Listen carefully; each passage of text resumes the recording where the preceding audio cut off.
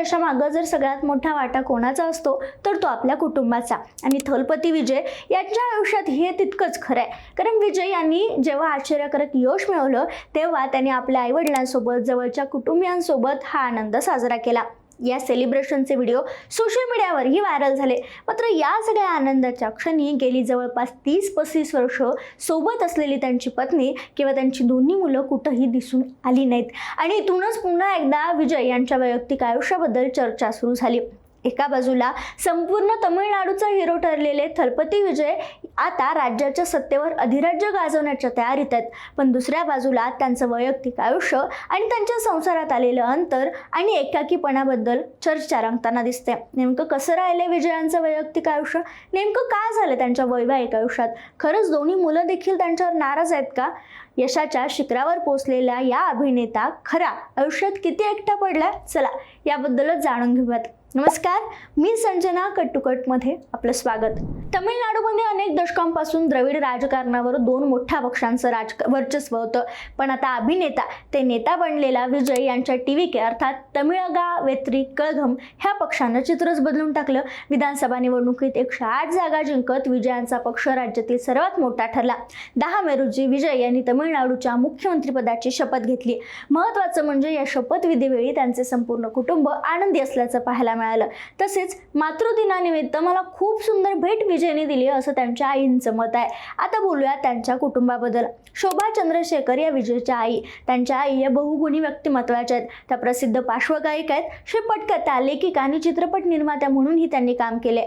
विजय यांनी अनेक मुलाखतीत सांगितलं की त्यांच्या आई वडिलांनी प्रेमविवाह केला होता। त्यांचे वडील ख्रिश्चन तर आई हिंदू कुटुंबातून होत्या, त्यामुळे घरातून लहानपणापासूनच धर्मनिरपेक्ष वातावरण होतं।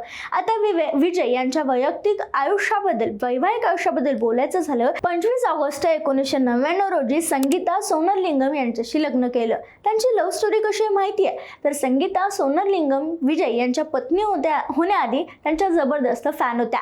1996 मध्ये विजय यांच्या पुवे उन्नक्कागा हा सिनेमा त्यांनी पाहिला आणि तेव्हापासून विजय अक्षरशः त्यांच्या मनात बसले। विजयचं खास अभिनंदन करायचं म्हणून त्या थेट लंडनवरून चेन्नईला पोहोचल्या। एक फॅन म्हणून त्या त्यांना भेटायला गेल्या, पण ही भेट इतकी खास ठरेल याची कल्पना कदाचित दोघांनाही नव्हती। आणि हळूहळू ही फॅन स्टार स्टोरी प्रेम कहाणीत बदलली। संगीता या श्रीलंकेतील मोठ्या उद्योगपतीच्या मुलगी आहेत। त्या श्रीलंकन तमिळ कुटुंबातून येतात, पण त्यांचं शिक्षण वाढ सगळं लंडनमध्येच झालं।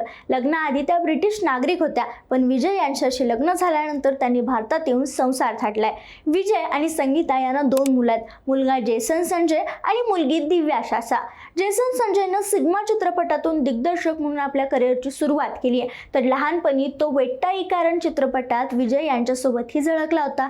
दुसरीकडे दिव्या साशाने थेरी चित्रपटात आपल्या वडिलांसोबत स्क्रीन शेअर केली आहे, पण 2 वर्षापूर्वी त्यांची पत्नी विजयपासून लांब राहतात। इतकंच नाही तर त्यांच्या मुलांनीही त्यांच्याशी बोलणं टाकल्याचं दिसते। नुकताच संगीता यांनी विजय यांच्या विरोधात घटस्फोटासाठी न्यायालयाचा दरवाजा ठोठावल्याची चर्चा होत्या।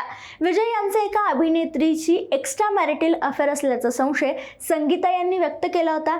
तसेच त्यांनी त्या याचिकेतही हे सगळं प्रकरण लिहिलं होतं। मात्र हे प्रकरण कोर्टात न जाता बाहेर समजूतदारीने मिटू यासाठी विजय यांनी संगीता यांना विनंती केली होती आणि मोठी आर्थिक रक्कमही देऊ केल्याचं जे ऑफर केल्याचं सांगण्यात येत होतं, चर्चेमध्ये होतं। मात्र या सगळ्या चर्चेमध्ये गोष्ट अजूनही एक स्पष्ट झालेली नाहीये, ती म्हणजे त्यांचा घटस्फोट नेमका झालाय की नाही, कारण याबाबत ना विजय यांनी अधिकृतपणे काही सांगितलंय आणि ना संगीता यांनी। त्यामुळे आजही या चर्चांना फक्त अफवा किंवा रिपोर्ट्सचा आधार आहे। पण या सगळ्या घडामोडीमध्ये त्यांची दोन्ही मुलं मात्र आई संगीता यांच्या जवळ असल्याचं दिसून येते। कारण दुसरीकडं एक वेळ अशी होती की लहानपणी वडिलांसोबत स्क्रीनवर दिसणारा जेसन आता मात्र फारसा विजय यांच्यासोबत सार्वजनिकरित्या दिसत नाही। उलट सोशल मीडियावरती त्याने विजय अर्थात आपल्या वडिलांना अनफॉलो केल्याच्या बातम्या आल्या होत्या। शिवाय विजय यांना इतका मोठा राजकीय विजय मिळाला आणि त्यांनी तमिळनाडूच्या राजकारणात इतिहास घडवला, पण या संपूर्ण यशावर जेसननं पूर्ण शांत राहणं पसंत केले। ना कोणती पोस्ट केली, ना अभिनंदन केलं, ना कोणती सार्वजनिक प्रतिक्रिया। मुलीच्याही बाबतीत हेच घडताना दिसते आणि ही दोन्ही मुलं सध्या लंडनमध्ये आपल्या आईसोबत असल्याचं सांगण्यात येते। त्यामुळे इथूनच पुन्हा एकदा प्रश्न उपस्थित होऊ लागले। पडद्यावर लाखोंचा हिरो असलेला थलपती विजय आपल्या वैयक्तिक आयुष्यात मात्र कुटुंबापासून दूर जातोय का, अशी चर्चा आता चाहत्यामध्ये रंगताना दिसते.